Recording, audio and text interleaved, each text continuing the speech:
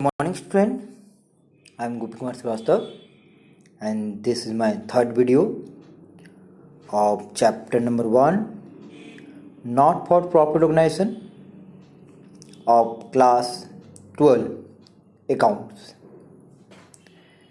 In this video we are discussing about the difference between receipt and payment account and the cash book. इस video में हम लोग receipt and payment account और cash book के बारे में difference को डिस्कस करेंगे. Both receipt and payment account and the cash book record cash transaction. चाहे वो रिसिप्ट एंड पेमेंट अकाउंट हो, चाहे वो कैश बुक हो, दोनों कैश ट्रांजैक्शन को रिकॉर्ड करता है. कैश ट्रांजैक्शन मतलब हो गया cash receipt and the cash payment. In spite of such similarity there are some differences between the two which are enumerated below. दोनों में कॉमन होने के बावजूद भी दोनों में बहुत सारे डिफरेंस हैं जिसे हम लोग डिस्कस करेंगे बेसिस ऑफ डिस्टिंक्शन के अनुसार. पहला डिस्टिंक्शन की अगर बात करें तो रिसिप्ट एंड पेमेंट अकाउंट और कैश बुक का जो डिस्टिंक्शन है वो बेसिस पे बेस्ड है. It is prepared on the basis of cash book. जो रिसिप्ट एंड पेमेंट अकाउंट होता है वो कैश बुक के अनुसार बनता है. मतलब जब तक कैश बुक आप नहीं बनाएंगे तब तक रिसिप्ट एंड पेमेंट अकाउंट भी नहीं बनेगा. It is prepared on the basis of each cash receipt and payment. और कैश बुक जो है बिना कैश रिसिप्ट और कैश पेमेंट का जो ट्रांजैक्शन है उसके बिना नहीं बनेगा. मतलब कैश बुक बनाने के लिए आपको दो चीज़ें चाहिए, एक कैश रिसिप्ट और एक कैश पेमेंट. मतलब आपने क्या क्या कैश के रूप में रिसिप्ट किया, क्या क्या चीज़ों को आपने पेमेंट किया, ये दोनों बातों को हम लोग कैश बुक में दिखाते हैं. और आप इस कैश बुक को 11वीं क्लास में पढ़ चुके हैं. और कैश बुक के अनुसार या हेल्प से ही रिसिप्ट एंड पेमेंट अकाउंट बनाया जाता है. अगला जो डिस्टिंक्शन है वो है पीरियड के बेसिस पे, मतलब समय के बेसिस पे. It is prepared at the end of accounting year. In other word it is a summary of cash book. ये जो है हमेशा साल के आखिरी समय में बनता है, एंड में बनता है. और आप ऐसा कह सकते हैं ये कैश बुक का एक समरी है, मतलब पूरे कैश बुक का एक निचोड़ है. It is prepared daily basis. But cash book जो है वो हर दिन बनाया जाता है, मेंटेन किया जाता है कि आपके पास क्या रिसिप्ट आया, क्या पेमेंट आया, हर दिन का रिकॉर्ड रहता है. आगे अगर बात करें तो part of double entry system का हम लोग डिस्कशन करेंगे. It is merely a summary of cash book. It is not deemed to be a part of double entry system. मतलब यहाँ पे ये कहा गया डबल एंट्री सिस्टम के बारे में कि रिसिप्ट एंड पेमेंट अकाउंट केवल मेयरली असमरी है कैश बुक का. It is not deemed to be a part of double entry system. मतलब ये डबल एंट्री सिस्टम को फॉलो नहीं करता है, बस ये कैश बुक को फॉलो करता है, समरी बताता है. जहाँ it form a part of double entry system, cash book double entry system को फॉलो करता है. अगला जो डिस्टिंक्शन डिफरेंट है वो है डेबिट एंड क्रेडिट साइड को लेकर. अगर हम लोग रिसिप्ट एंड पेमेंट के बारे में बात करें तो it has receipt and payment side instead of debit and credit side. जब हम लोग रिसिप्ट एंड पेमेंट अकाउंट बनाते हैं तो हमारे पास receipt side and payment side होता है. डेबिट और क्रेडिट साइड नहीं होता, पर जब हम लोग कैश बुक बनाते हैं तो हमारे पास डेबिट और क्रेडिट साइड होता है। बात करें लेजर फोलियो का, तो रिसिप्ट एंड पेमेंट अकाउंट में लेजर फोलियो बिल्कुल नहीं होता है, और कैश बुक में लेजर फोलियो बहुत नेसेसरी होता है कि उसका कॉलम दिया जाए।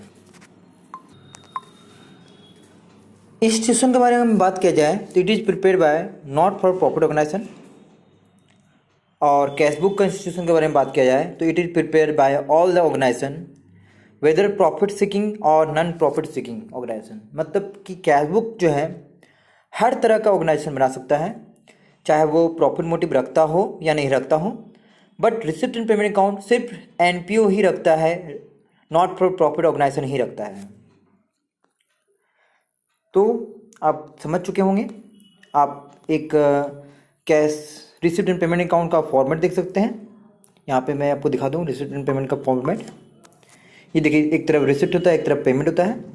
जो भी रिसिप्ट होगा वो सब रिसिप्ट साइड में, जो भी पेमेंट होगा वो सब पेमेंट साइड में। तो ये रिसिप्ट एंड पेमेंट का फॉर्मेट है, ठीक है, और ये कैश बुक से बनाया जाता है।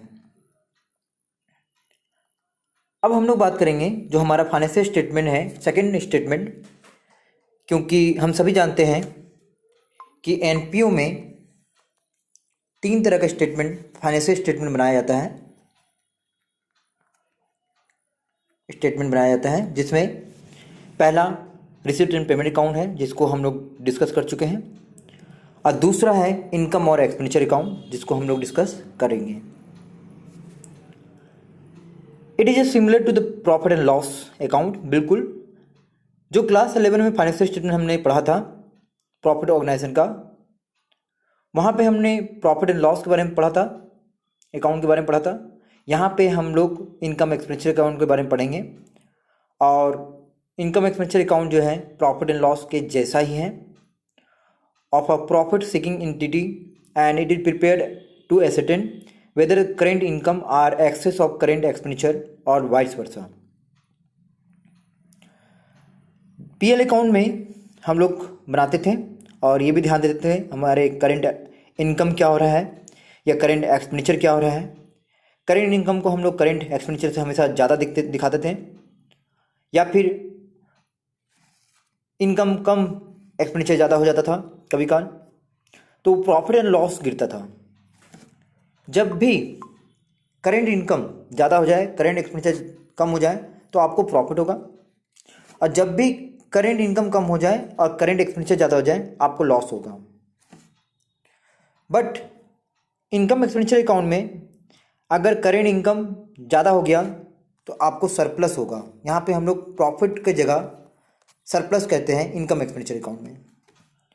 वहीं एक्सपेंडिचर ज़्यादा हो गया, इनकम कम हो गया, अगर ये साइन हो जाए तो आपको डेफिसिट हो जाएगा। डेफिसिट मतलब नुकसान हो जाएगा, मतलब लॉस हो जाएगा। जो वर्ड प्रॉफिट और लॉस है वो हम लोग फाइनेंशियल स्टेटमेंट और प्रॉफिट ऑर्गेनाइजेशन के लिए यूज करते हैं, बट द वर्ड सरप्लस और डेफिसिट, ये 2 वर्ड हम लोग नॉट फॉर प्रॉफिट ऑर्गेनाइजेशन के लिए यूज करते हैं, ठीक है। In other word it reveals the surplus और डेफिसिट, जैसे कि मैंने बताया था आपको कि इनकम एक्सपेंडिचर अकाउंट या फिर सरप्लस बताएगा या डेफिसिट बताएगा arising out of the organisation activity during the particular period. एक पीरियड के अनुसार जो भी ऑर्गेनाइजेशन में लेन देन होगा उसके अनुसार ये तय किया जाएगा कि इनकम एक्सपेंडिचर के अनुसार कि सरप्लस हो रहा है या डेफिसिट हो रहा है। It is prepared in the same manner in which the trading and PL account of a revenue nature are recorded on its debit side, while the all income and the gains of the revenue nature on the credit side। ये बिल्कुल profit and loss के अनुसार जैसा है। सारे खर्चे को, सारे नुकसान को डेबिट साइड में दिखाया जाता था पीएल में, सारे इनकम को, सारे गेन को क्रेडिट साइड दिखाया जाता था। यहाँ पे भी कुछ ऐसे ही करते हैं। जो भी खर्च होगा, जो भी नुकसान होगा उसको हम लोग सभी एक्सपेंडिचर साइड में दिखाएंगे, और जो भी इनकम होगा, जो भी एसेट्स होगा उस सभी को हम लोग एसेट साइड में या इनकम साइड में दिखा देते हैं। Hence, all the expenses and losses of the revenue nature are recorded on the debit side, while the all income and gains of revenue are credit side. The end of the product of this account is surplus और deficit। जो end होगा, मतलब जो result आएगा NPO में, जब income expenditure account हम लोग बनाते हैं तो या फिर वो सरप्लस मतलब लाभ के रूप में आएगा, या फिर डेफिसिट मतलब नुकसान के रूप में आएगा। तो इनकम एक्सपेंडिचर अकाउंट में आपको इतना सारा बातें को लिखना है, इसको मैंने अंडरलाइन कर दिया है। आई होप आप समझ गए होंगे। बस इतना जानिएगा कि इनकम एक्सपेंडिचर अकाउंट इनकम और एक्सपेंडिचर को दिखाता है, सारे एक्सपेंडिचर को डेबिट कर देगा, सारा इनकम को क्रेडिट कर देगा, और उस डेबिट क्रेडिट के अनुसार सरप्लस और डेफिसिट को फाइंड आउट किया जाता है। इसके साइलेंट फीचर को भी हम लोग डिस्कस करते हैं। पहला, nature of account. Income expenditure account का जो नेचर है अकाउंट का, वो बिल्कुल नॉमिनल अकाउंट है। Hence the rule of nominal account, debit all expenses and losses, credit all income and gains is follow while preparing it. यहाँ पे ये कहा गया है कि इनकम एक्सपेंडिचर अकाउंट नाम से ही क्लियर है कि ये इनकम और एक्सपेंडिचर को दिखाता है, और जो भी इनकम एक्सपेंडिचर को दिखाता है वो हमेशा नॉमिनल अकाउंट में आता है। हम सभी जानते हैं पर्सनल अकाउंट, रियल अकाउंट और नॉमिनल अकाउंट के बारे में, और नॉमिनल अकाउंट हमेशा एक्सपेंस और इनकम से रिलेटेड होता है। तो हमारे यहाँ जो नेचर है इनकम एक्सपेंडिचर अकाउंट में, वो आपका नॉमिनल अकाउंट है। आपसे अगर कोई पूछे कि इनकम एक्सपेंडिचर अकाउंट कौन सा अकाउंट है, तो वो बिल्कुल नॉमिनल अकाउंट होगा। The nature of item recorded in it, only item the revenue nature are recorded in it. मतलब यहाँ पे ये कहा गया है इनकम एक्सपेंडिचर में कि जो रेवेन्यू नेचर का होगा, रेवेन्यू नेचर का मतलब होता है, रेवेन्यू नेचर का मतलब होता है revenue receipt, revenue receipt and revenue expenditure, कि आपने क्या रेवेन्यू रिसिप्ट किया और क्या रेवेन्यू एक्सपेंडिचर किया। जो वर्ड रेवेन्यू है वो रेकरिंग नेचर के इनकम को दर्शाता है। अगर किसी संस्था को बार बार डोनेशन मिल रहा है, बार बार सब्सक्रिप्शन मिल रहा है, बार बार कुछ भी चीज़ें चैरिटी मिल रहा है, तो जो भी चीज़ें आ रहा है बार बार, उसको रेवेन्यू रिसिप्ट बोलता है। और जो चीज़ें भी जा रहा है, जैसे कि सैलरी जा रहा है, वेजेस जा रहा है, कुछ भी चीज़ें जा रहा है, तो वो रेवेन्यू एक्सपेंडिचर कहलाता है। मतलब एक संस्था को चलाने के लिए जो भी खर्च होगा बार बार, वो रेवेन्यू एक्सपेंडिचर है। और एक संस्था को चलाने के लिए जो बार बार इनकम होगा वो रेवेन्यू रिसिप्ट होगा। और ये दोनों को हम लोग रेवेन्यू नेचर का कहते हैं, क्योंकि ये सिर्फ रेवेन्यू के बारे में बताता है, मतलब रैकरिंग नेचर का एक्सपेंस को या इनकम को दर्शाता है। यहाँ लिखा गया है, for example, amount receive from the sales of furniture will not be recorded in it but the profit earn और loss suffer in the sale of furniture will be recorded in it. यहाँ पे कहा गया है कि अगर मान लीजिए एक फर्नीचर को आप बेच रहे हैं, सेल आउट कर रहे हैं, सेल कर रहे हैं या परचेज कर रहे हैं, वो रिकॉर्ड नहीं होता रेवेन्यू में, रेवेन्यू नेचर वाले चीज़ों में।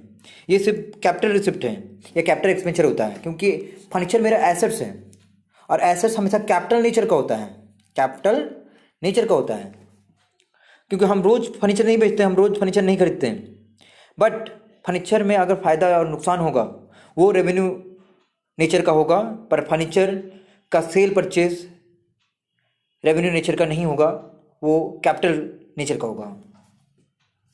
तो आई होप आप समझ चुके होंगे कि अगर आप एक फर्नीचर को, जैसे मैं और भी एग्जांपल समझाने की कोशिश करता हूँ, मान लीजिए एक फर्नीचर को आप 10,000 का जगह 12,000 में बेच रहे हैं, तो ये 2,000 रेवेन्यू नेचर का हो गया, और ये 12,000 कैपिटल नेचर का हो गया। याद रखिएगा, ये 2,000 क्या हो गया, रेवेन्यू रिसिप्ट, और ये हो गया कैपिटल रिसिप्ट। ठीक है, तो इस प्रकार से ही हमारा जो, क्योंकि हम फर्नीचर को बेचेंगे तो वो हमारा कैपिटल रिसिप्ट हो जाएगा, और उससे प्रॉफिट जो होगा हमको रेवेन्यू रिसिप्ट हो जाएगा। Omission of opening and closing balance of cash, no opening closing balance of cash and bank are recorded in it. जब भी हम इनकम एक्सपेंडिचर अकाउंट बनाते हैं तो कभी भी ना ओपनिंग कैश इन हैंड दिखाते हैं, ना कैश एट बैंक दिखाते हैं। ये चीज़ें हम लोग इनकम एक्सपेंडिचर अकाउंट में बिल्कुल दिखाते नहीं है, क्योंकि कैश एट बैंक एसेट्स है, और एसेट्स हमेशा बैलेंस शीट में दिखता है। बात करें एडजस्टमेंट का, this account is prepare in the same manner in which profit and the loss account is prepare. ये बिल्कुल उसी तरह का एडजस्टमेंट करता है जिस तरह से प्रॉफिट एंड लॉस अकाउंट में हम लोग करते थे 11वीं क्लास में। As such all the adjustment relating to the current year such as depreciation, outstanding expenses, prepaid expenses, earned income, etc. are taken into the consideration while preparing the income expenditure account। बिल्कुल बता देते हैं आपको, चाहे depreciation हो, चाहे outstanding expense हो, मतलब बकाया खर्चा हो, या प्रीपेड एक्सपेंस हो, या कोई खर्चा ऐसा जिसको मैंने पहले से पे कर दिया, या अर्न इनकम हो, जो ऐसा इनकम जो मैं कमा लिया हूँ मुझे मिला नहीं है, आर टेकन, आप इसको बिल्कुल एडजस्टमेंट कर सकते हैं इनकम एक्सपेंडिचर अकाउंट में, मतलब शो कर सकते हैं। It record income expenditure of current period. It exclude all the item of income expenditure which do not pertain to the current period. यहाँ पे एक और बात बड़ी इंपॉर्टेंट कहा गया है कि इनकम एक्सपेंडिचर अकाउंट में हम उन सभी चीज़ों को हटा देते हैं जो चीज़ें करंट ईयर पीरियड से रिलेटेड नहीं होता है। In other word, all the item related to the previous year और future year are excluded while preparing it. मतलब आप इनकम एक्सपेंडिचर अकाउंट अगर बना रहे हैं तो आप यहाँ पे याद रखिएगा, चाहे प्रीवियस ईयर से रिलेटेड कोई आइटम हो या करंट फ्यूचर ईयर से रिलेटेड कोई आइटम हो, इन दोनों चीज़ों को हम लोग यहाँ पे इनकम एक्सपेंडिचर अकाउंट में नहीं दिखाते हैं। मतलब हम आउटस्टैंडिंग सब्सक्रिप्शन का काम नहीं करते इसमें, या काम करते हैं तो उसको प्लस माइनस कर लेते हैं, इस प्रकार से हटा देते हैं। Purpose, the closing balance of this statement reveal surplus और डेफिसिट। जब हम लोग इसको कंप्लीट बनाते हैं तो हमारा जो रिजल्ट होता है इनकम एक्सपेंडिचर के अनुसार, या फिर वो सरप्लस होगा या डेफिसिट होगा, मतलब या हमें फ़ायदा होगा या हमें नुकसान होगा। If the credit side exceed debit side, मान लीजिए अगर क्रेडिट साइड ज़्यादा रहा, क्रेडिट साइड इनकम को दिखाता है, अगर ज़्यादा रहा तो इसका मतलब रिवील करेगा सरप्लस, रिवील मतलब दिखाएगा। वही अगर डेबिट साइड ज़्यादा रहेगा तो ये रिवील करेगा डेफिसिट को, मतलब नुकसान को, क्योंकि डेबिट में हमेशा खर्चा है, खर्चा ज़्यादा रहेगा तो नुकसान होगा, और सरप्लस हमेशा इनकम साइड में रहता है तो वो इनकम ज़्यादा रहेगा तो आपका सरप्लस होगा। तो याद रखिएगा, और इनकम हुआ या सरप्लस हुआ तो आप सरप्लस को कैपिटल फंड में ऐड कर देंगे, और वही डेफिसिट हुआ तो आप यही से कैपिटल फंड से आप बिल्कुल इसे लेस कर देंगे। अगला जो हमारा डिफरेंट है वो है distinction between receipt and payment account and the income expenditure account को लेकर। इस क्वेश्चन को भी हम लोग डिस्कस करने वाले हैं। इस क्वेश्चन को हम लोग नेक्स्ट वीडियो में डिस्कस करेंगे, और आप सभी आज की जो वीडियो है, जो हमारा कंटेंट रहा है रिसिप्ट एंड पेमेंट अकाउंट को लेकर, कैश बुक को लेकर, और जो रिसिप्ट एंड पेमेंट अकाउंट के बारे में, कैश बुक का डिफरेंट में, इनकम एक्सपेंडिचर अकाउंट और उसका फीचर, सभी चीज़ों को अब अच्छे से लिख लें जो भी आज इस वीडियो में मैंने डिस्कस किया है, क्योंकि ये सभी इंपॉर्टेंट टॉपिक्स हैं और आपके एग्जाम में पूछे जाते हैं। अगली क्लास में हम लोग रिसिप्ट एंड पेमेंट अकाउंट और इनकम एक्सपेंडिचर अकाउंट में जो डिफरेंट है, डिस्टिंक्शन है, उसे हम लोग डिस्कस करेंगे। So thank you, this video is completed and must learn and write all the topics related to this chapter.